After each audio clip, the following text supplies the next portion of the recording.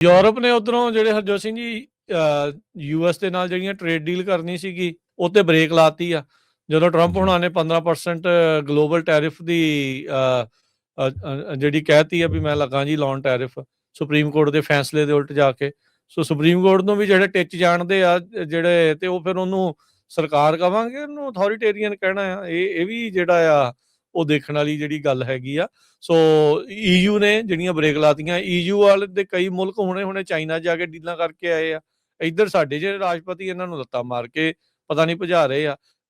Rubio ਹੁਣੀ ਅਜੇ ਥੋੜੇ ਦਿਨ ਪਹਿਲਾਂ ਜਾ ਕੇ ਆਏ ਸੀ, ਕਹਿੰਦੇ ਵੀ ਇਦਾਂ ਨਹੀਂ ਹੋ ਸਕਦਾ ਵੀ ਵੈਸਟ ਦਾ ਤੇ ਆਪਸ ਦੇ ਵਿੱਚ ਸਾਡੇ ਜਿਹੜੇ ਰਿਸ਼ਤੇ ਆ ਉਹ ਤਾਰ ਜਿਹੜੇ ਹੋ ਜਾਣਗੇ, ਬੜੇ ਪੁਰਾਣੇ ਸੰਬੰਧ ਨੇ। ਪਰ ਅੱਜ ਕੱਲ ਦੇ ਹਾਲਾਤ ਜੋ ਚੱਲ ਰਹੇ ਆ, ਸੋ ਕਿਹਾ ਨਹੀਂ ਜਾ ਸਕਦਾ ਵੀ ਊਂਠ ਨੇ ਕਿਸ ਕਰਵਟ ਜਿਹੜਾ ਉਹ ਬੈਠ ਜਾਣਾ ਆ।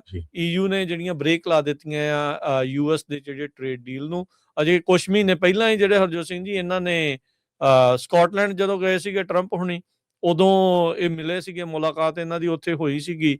ਈਯੂ ਦੀ ਜਿਹੜੀ ਕਮਿਸ਼ਨ ਦੀ ਪ੍ਰੈਜ਼ੀਡੈਂਟ ਹੈਗੀ ਆ ਉਰਸੁਲਾ ਵੌਨ ਡਰ ਲਾਇਨ, ਉਸਦੇ ਜਿਹੜੇ ਉਹ ਨਾਲ।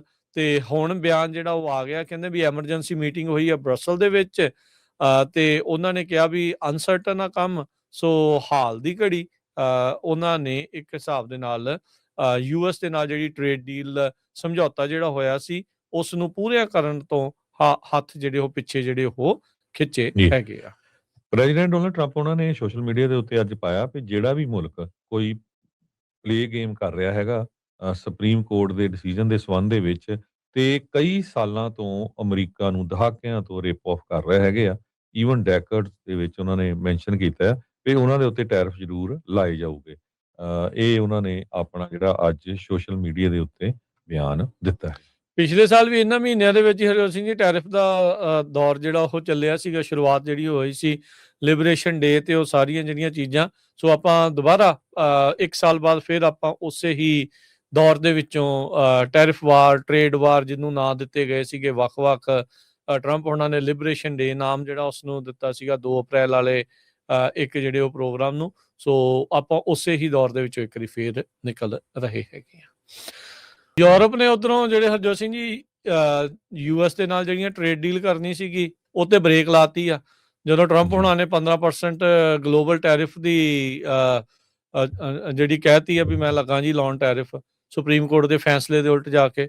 ਸੋ ਸੁਪਰੀਮ ਕੋਰਟ ਨੂੰ ਵੀ ਜਿਹੜੇ ਟਿੱਚ ਜਾਣਦੇ ਆ ਜਿਹੜੇ, ਤੇ ਉਹ ਫਿਰ ਉਹਨੂੰ ਸਰਕਾਰ ਕਵਾਂਗੇ, ਉਹਨੂੰ ਅਥੋਰੀਟੇਰੀਅਨ ਕਹਿਣਾ ਆ। ਇਹ ਵੀ ਜਿਹੜਾ ਆ ਉਹ ਦੇਖਣ ਵਾਲੀ ਜਿਹੜੀ ਗੱਲ ਹੈਗੀ ਆ। ਸੋ ਈਯੂ ਨੇ ਜਿਹੜੀਆਂ ਬ੍ਰੇਕ ਲਾਤੀਆਂ, ਈਯੂ ਵਾਲੇ ਦੇ ਕਈ ਮੁਲਕ ਹੁਣੇ ਚਾਈਨਾ ਜਾ ਕੇ ਡੀਲਾਂ ਕਰਕੇ ਆਏ ਆ। ਇੱਧਰ ਸਾਡੇ ਜਿਹੜੇ ਰਾਜਪਤੀ ਇਹਨਾਂ ਨੂੰ ਲੱਤਾਂ ਮਾਰ ਕੇ ਪਤਾ ਨਹੀਂ ਭਜਾ ਰਹੇ ਆ। ਰੂਬੀਓ ਹੁਣੀ ਅਜੇ ਥੋੜੇ ਦਿਨ ਪਹਿਲਾਂ ਜਾ ਕੇ ਆਏ ਸੀ, ਕਹਿੰਦੇ ਵੀ ਇਦਾਂ ਨਹੀਂ ਹੋ ਸਕਦਾ ਵੀ ਵੈਸਟ ਦਾ ਤੇ ਆਪਸ ਦੇ ਵਿੱਚ ਸਾਡੇ ਜਿਹੜੇ ਰਿਸ਼ਤੇ ਆ ਉਹ ਤਾਰ ਜਿਹੜੇ ਹੋ ਜਾਣਗੇ, ਬੜੇ ਪੁਰਾਣੇ ਸੰਬੰਧ ਨੇ। ਪਰ ਅੱਜ ਕੱਲ ਦੇ ਹਾਲਾਤ ਜੋ ਚੱਲ ਰਹੇ ਆ, ਸੋ ਕਿਹਾ ਨਹੀਂ ਜਾ ਸਕਦਾ ਵੀ ਊਂਠ ਨੇ ਕਿਸ ਕਰਵਟ ਜਿਹੜਾ ਉਹ ਬੈਠ ਜਾਣਾ ਆ। ਈਯੂ ਨੇ ਜਿਹੜੀਆਂ ਬ੍ਰੇਕ ਲਾ ਦਿੱਤੀਆਂ ਆ ਯੂਐਸ ਦੇ ਜਿਹੜੇ ਟ੍ਰੇਡ ਡੀਲ ਨੂੰ। ਅਜੇ ਕੁਝ ਮਹੀਨੇ ਪਹਿਲਾਂ ਹੀ ਜਿਹੜੇ ਹਰਜੋਤ ਸਿੰਘ ਜੀ ਇਹਨਾਂ ਨੇ ਸਕਾਟਲੈਂਡ ਜਦੋਂ ਗਏ ਸੀਗੇ ਟਰੰਪ ਹੁਣੀ, ਉਦੋਂ ਇਹ ਮਿਲੇ ਸੀਗੇ, ਮੁਲਾਕਾਤ ਇਹਨਾਂ ਦੀ ਉੱਥੇ ਹੋਈ ਸੀਗੀ। ਈਯੂ ਦੀ ਜਿਹੜੀ ਕਮਿਸ਼ਨ ਦੀ ਪ੍ਰੈਜ਼ੀਡੈਂਟ ਹੈਗੀ ਆ ਉਰਸੁਲਾ ਵੌਨ ਡਰ ਲਾਇਨ, ਉਸਦੇ ਜਿਹੜੇ ਉਹ ਨਾਲ।